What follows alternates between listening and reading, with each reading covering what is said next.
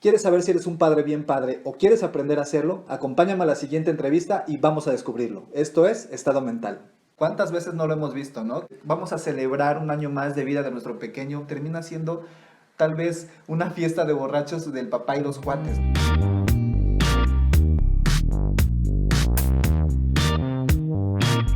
Estamos aquí una vez más en Estado Mental y bueno, estoy aquí con una amiga psicóloga, Betsy Ujú, Soto. ujú. Ella es psicóloga y es maestra en psicoanálisis, ¿verdad, Betsy? Sí, ¿Cómo estás? muy bien. ¿Se necesita el papá en la crianza? Tal vez no necesariamente hablaríamos de la figura de un hombre en un sentido biológico, pero sí en el rol de lo que es la función paterna. ¿Y cuáles son esas funciones fundamentales del padre? La crianza debe, en la medida de lo posible, siempre estar acompañada. Sí, una figura que sea la que puede sostener, acompañar, cuidar, procurar, etcétera. Y luego también está otra función que tiene que ver con poner límites, establecer reglas, establecer consecuencias. Y Claro. la función paterna justamente de lo más importante es que empieza como a decir, no, pues aquí no hay ningún rey o ninguna reina, ¿no? Aquí hay un niño que es regular como todos, que tiene que cumplir reglas como todos, y esa función de separación la cumple la función paterna. Intervenir para que no haya una relación de dependencia afectiva que no le permita transitar hacia la autonomía. La otra cuestión tiene que ver con la socialización entendida con énfasis en el aspecto de conocer reglas y normas para convivir con los demás. Y ahí también en consultorio vemos muchas situaciones en las que las mamás no dejan que los padres intervengan, ¿no? O demeritan, o les quitan su lugar, o contravienen a una indicación, etcétera, ¿no? Y eso, pues justamente ahí diríamos que hay un papá, sí, pero la función paterna no se está llevando a cabo. Claro. ¿Por qué? Porque el poder dar cuenta de una diversidad siempre empieza justamente por la diferencia de sexos, ¿no? Hombres y mujeres en términos de género también son muy, muy diferentes, ¿no? Tenemos otras formas de sentir, de pensar, de vincularnos con nuestro cuerpo, etcétera, y esa diversidad enriquece la crianza.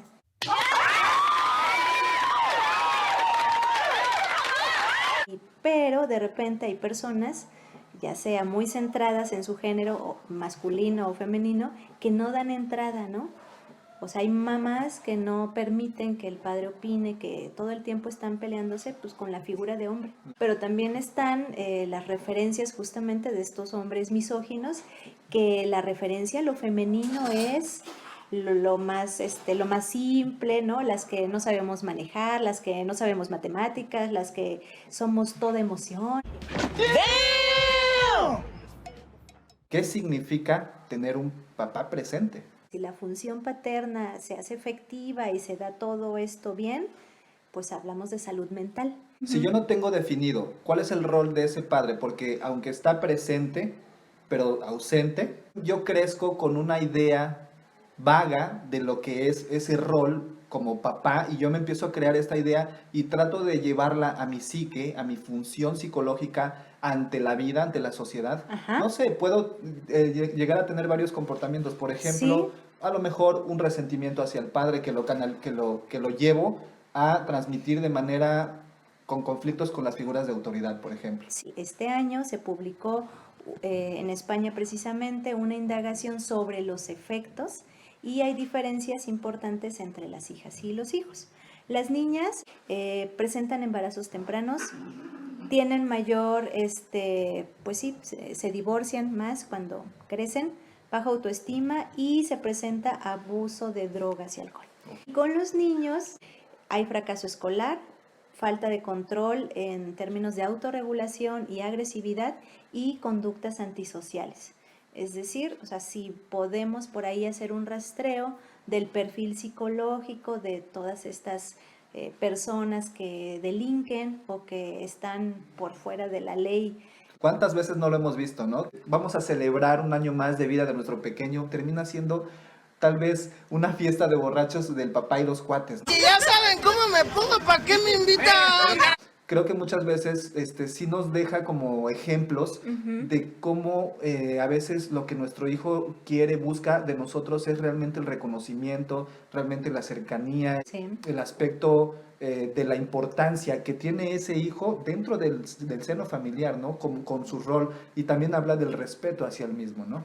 Sí, es básico esta nueva manera de entender al padre, no como alguien que solamente es proveedor, ¿no? O como que alguien que no se involucra en las tareas cotidianas, como hacer tareas, como bañarlos, como preparar el desayuno. Esto que usualmente hacían las mujeres, esto está cambiando, pero sí hay muchas dinámicas culturales, ¿no? Y también internalizadas en las mujeres, en las familias, en los hombres también, que a veces no permiten, ¿no?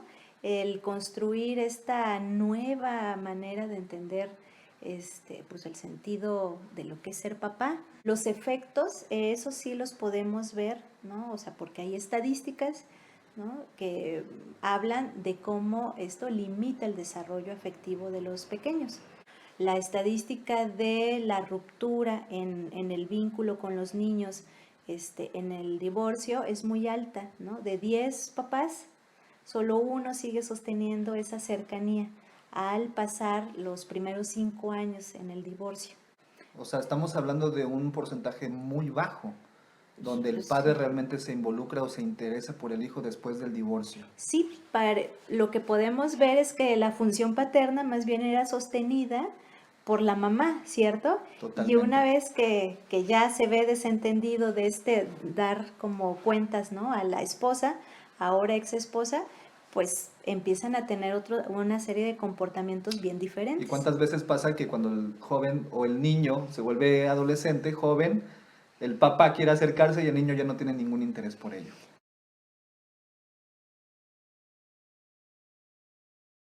A veces quien cumple esa función, aunque lo ideal sería que fuera el progenitor, es el abuelo, el tío, un maestro que se llega a ser amigo de la familia, los entrenadores, ¿no? Que acompañan mucho tiempo al pequeño en fútbol, en kung fu, en judo, en taekwondo, muchas veces tienen ese rol e incluso llega a la parte personal, ¿no? Como que adoptan a los chiquitos Sí. y cuando se los llevan a competencias y dan recomendaciones y hay muchas maneras, digamos, ¿no? De Ok. equilibrar eso.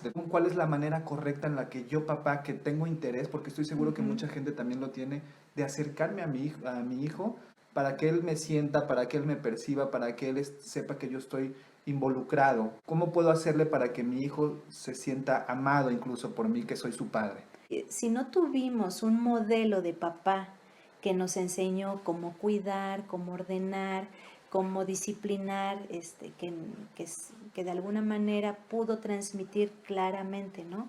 Esta función paterna, pues si no la tenemos es importante identificarlo y también empezar a construirla. Eso sí, también no hay ningún daño que sea irreparable. Se habla incluso de hablar de justicia afectiva. Todos deberíamos de sentirnos cuidados, protegidos y tener como estas primeras experiencias en la infancia de sentir que somos atendidos en nuestras necesidades físicas, pero también afectivas. Entonces, pues hay que construirlo y no va a ser como una receta de cocina, sino justo empezar a decir, yo asumo que ser papá para mí es, y contestarme, bueno, ¿qué quiero, no?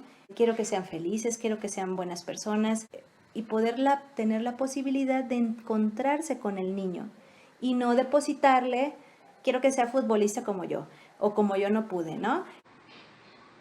Que sea más exitoso que la familia de mi primo, porque tenemos ahí un pique y yo también quiero presumir las notas de mi hijo. O sea, Tiene que ser ingeniero porque yo lo fui, porque mi papá lo fue, ¿no? O sea, esa imposición también tiene mucho que ver. sí. Realmente ser papá implica mirar a tu hijo como un otro que necesita cuidado, protección y también entender qué quieres tú para ese ser humano, ¿no? Qué buena pregunta, ¿eh? Ujú. Qué buena pregunta. ¿Qué quieres tú para tu hijo en este caso? Lo que podemos rescatar de esta rica plática es precisamente cuáles son tus objetivos como padre y realmente si tienes la intención, el interés, que pues, creo que todos lo deberíamos de tener. Y quiero preguntarte a ti, para finalizar esta entrevista, ¿qué recomendación le das a los padres que quieren mejorar su relación con sus hijos para el bien de ellos? Crear un espacio para convivir nada más de una manera recreativa, lúdica, al margen de hacer las tareas, bañarlos, ordenar el cuarto, etc. Yo creo que esos espacios son imprescindibles.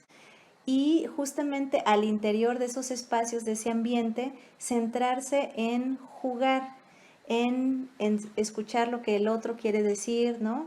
Dejarlos que hablen, no censurarlos, darles como ese espacio para ser niños o adolescentes, ¿no? Creo que eso sería básico. Y por otro lado, hacer de alguna manera como un examen de conciencia y entender que ser mamá o ser papá, cumplir estas funciones es complejo, ¿no? Si nos hemos equivocado, que de repente podemos andar cargando ahí una culpilla, pero que nunca es tarde para recuperar ese lazo. Eso por un lado, y por otro, hacer también esta transmisión, que es básica, de las reglas, sin excepciones, sin, ay, se lo dejo pasar, o sea, es decir, muy claro, Límites ¿no? claros. Límites claros, consecuencias, para cuidarme a mí y para cuidar al otro. ¿Qué consejo le dirías a estas personas que crecieron con la figura ausente, la figura paterna ausente? Les diría que es una historia que hay que trascender y hay que tratar de no repetir, que precisamente el tener este antecedente les puede servir para ser los mejores padres y pues primeramente habrá que reconocer esa carencia y posteriormente tal vez a partir de una consulta psicológica o bien de un acompañamiento, digamos, familiar.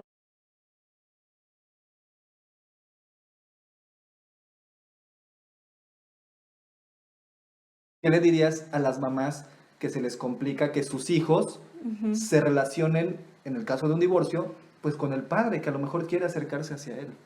Pienso que siempre una fractura en la pareja en términos afectivos no debería de implicar una ruptura en la familia, ¿no? Y esto a veces causa pues muchas dificultades porque pues no tenemos la madurez para poder entender, se acabó la pareja, pero esta cuestión de que somos mamá y papá criando niños, pues eso no se va a romper nunca. Claro. Aunque no nos veamos y no nos hablemos, eso está ahí.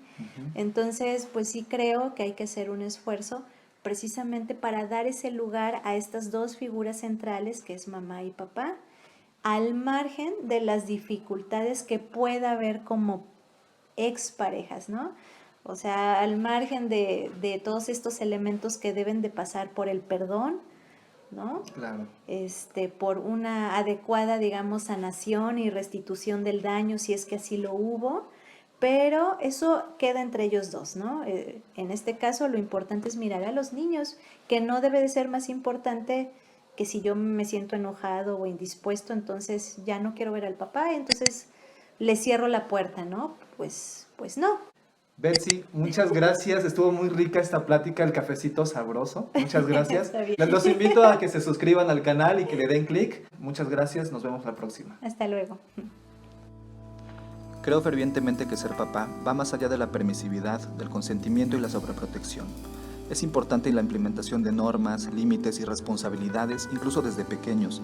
Pero esto se logra cuando lo impregnamos de un interés genuino hacia los hijos, de entrega con calidad y no con cantidad, con premios afectivos más allá de lo material. Aprendamos a criar hijos respetando sus propios intereses, sin la necesidad de heredarles nuestros deseos frustrados. Recuerda que son seres humanos con todo el derecho a forjar su propio destino y libres de cargar con el peso que requiere el deseo de cumplir sus propios sueños. Tal vez nosotros seamos los que podamos aprender de ellos sobre la magia de saber vivir la vida y al final observar cómo vuelan hacia sus metas. Ese será el premio por ser un gran papá.